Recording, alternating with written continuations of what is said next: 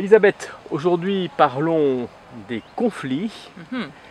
Première question, comment ceci naissent-ils? Alors Bertrand, lorsque nous sommes un couple, un homme et une femme, eh bien nous sommes différents. Jusque-là tout va bien. Sauf que nos différences, elles peuvent nous attirer dans un premier temps, mais elles peuvent très vite nous énerver. C'est-à-dire que l'autre ne pense pas comme moi. Voire nous éloigner. Voire nous éloigner. L'autre ne va pas aussi vite que moi. L'autre ne comprend pas ce que je comprends au même instant. Et cela peut petit à petit générer, si la communication n'est pas au rendez-vous, cela peut générer des tensions et dégénérer en conflit, tout simplement. Alors, les différences, elles génèrent des conflits parce que l'homme et la femme ont chacun besoin d'être aimés. Et très vite, si l'autre dit quelque chose que je n'entends pas bien, ou que je n'entends pas comme j'aurais besoin de l'entendre, eh bien, je vais penser que peut-être je ne suis pas aimée. Il y a des marges d'interprétation qui vont se mettre en place.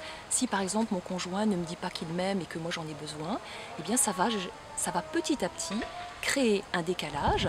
Et si cela n'est pas parlé, ça peut générer des conflits. L'incertitude dans ce domaine comme dans d'autres est source justement d'inquiétude.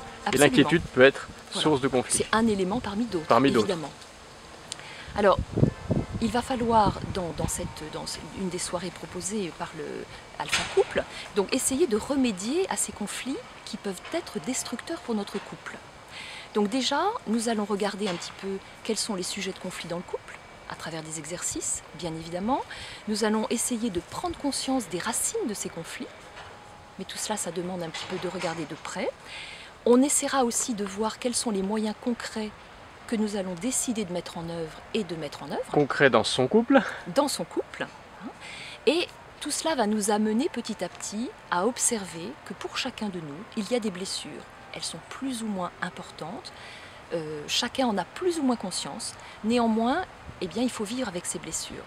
Et que faire de ces blessures, sinon de les regarder pour pouvoir peut-être les mettre à jour, les soigner, de façon à ce qu'elles ne soient pas source de conflits et de distance entre le couple, mais plutôt source d'attention et de bienveillance d'un conjoint vis-à-vis de l'autre pour pouvoir aller mieux, communiquer davantage et s'aimer davantage. Est-ce que pardonner, dans ce cadre-là, c'est important, plus qu'important?